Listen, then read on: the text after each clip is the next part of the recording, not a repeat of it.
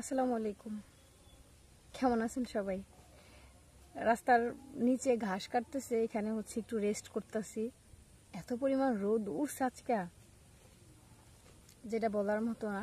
একদম গরমে মানে সিফটি বাই সিফটি কাজ করতেছি, ওইখানে কাটতেছে দুইজন, আর এখানে আমি একটু জিরাইতেছি, আবার যাবো।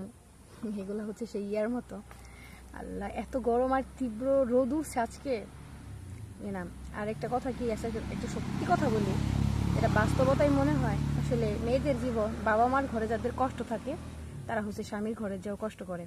এটাই, যারা বাবা মার ঘরে সুখ করে তারা স্বামীর ঘরে যেও সুখ করতে পারে। এটা খুব ন্যাচারালি। কারণ হচ্ছে, যেমন আজকে একজন আসছিল গরু দেখার জন্য, বললো কয় আপু, মানে আপনারা তো অনেক পরিশ্রম করেন, কিন্তু আমার বউ গোয়াল ঘরে কয়টা গরু আছে এটাই জানে না। মানে গোয়াল ঘরে তার কয়টা গরু আছে এটা নাকি তার বউ কখনো বলতে পারবে না, জানেই না যে সে কয়টা গরু পালে, আর অন্য কিছু করবে এটা তো বাদই থাক।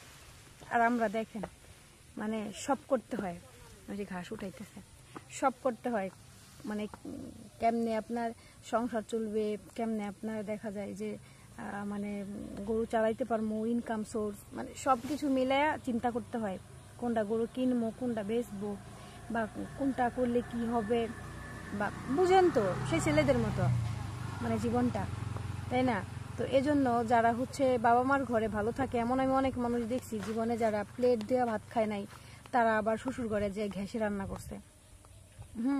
যারা কখনো বিছানা গুছায় নাই, তারা শ্বশুর বাড়ি যায় পালঙ্কে ঘুমাইছে, এমন দেখছি। আর বাবা মার ঘরে যারা কষ্ট করছে সব সময়, তারা শ্বশুর বাড়ি যায় ওই ঠেলা পার গুতা গুতি এগুলা খাইতে হয়।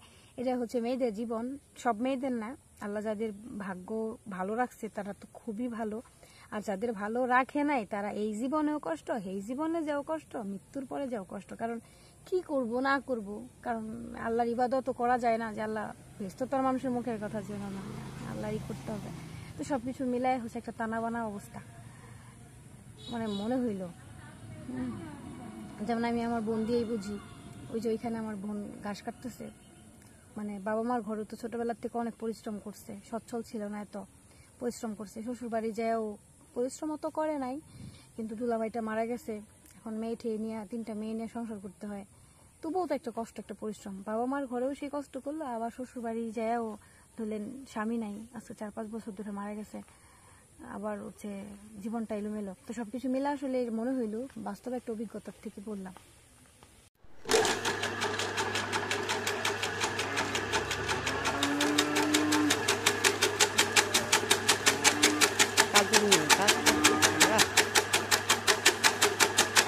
Kiné tiga tambe. Wah, dah ada. Dah ada.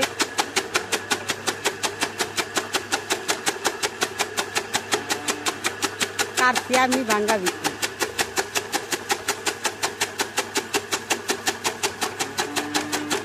Dah ada di.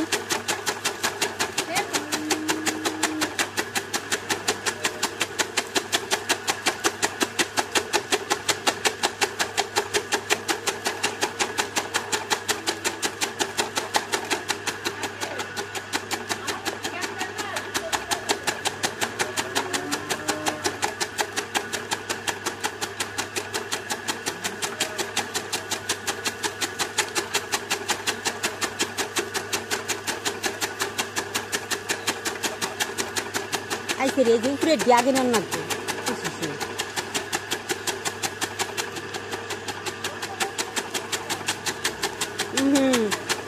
আর মানে ওই কথা চাই না ভাই করার না, যত বেশি বেশি ধরা হারো, যত বেশি ধরা হারো। এই যে নিয়ে দি এই সেরি এই যে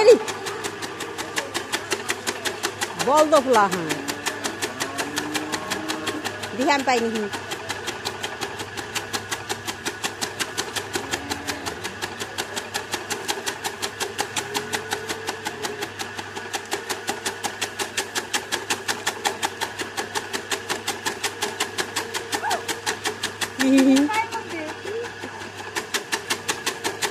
দিস না। হ্যাঁ হ্যাঁ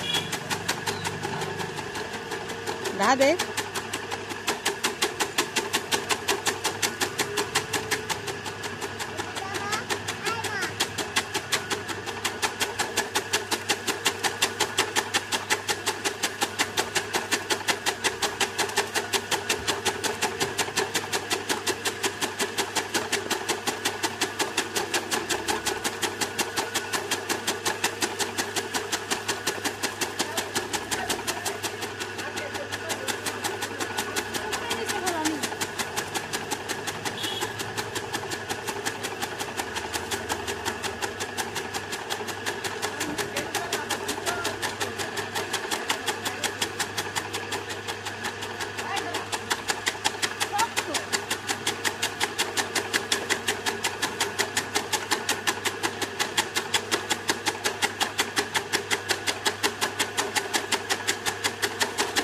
এগুলো খালি খাওয়ান না যে দাদা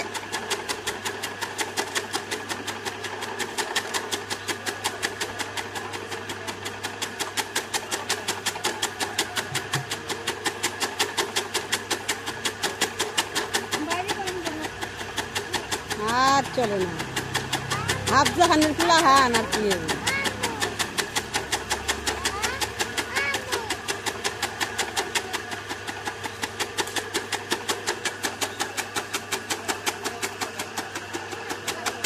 না পারলে কম ক্যালেন্ডার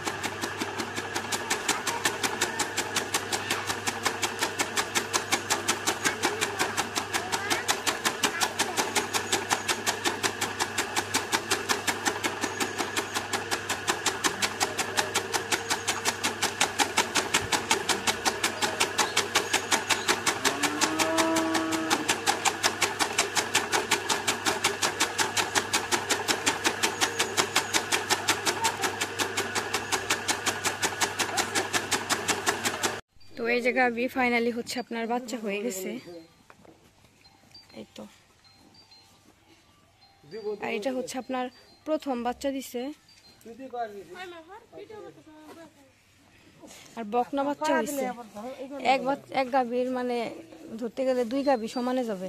শরীরটা পয়সা দাও ভাবি, তুমি শরীরটা পয়সা দাও নাইলে। বকনা বাচ্চা হয়েছে, বাচ্চাটা অনেক পার্সেন্টেজের হয়েছে। আর গাভীটার হচ্ছে দাম চাচ্ছে 1,70,000। আর পিছনে অনেক ইয়ের কারণে আমি হচ্ছে ওইদিকে দেখাইতে পারতেছি না,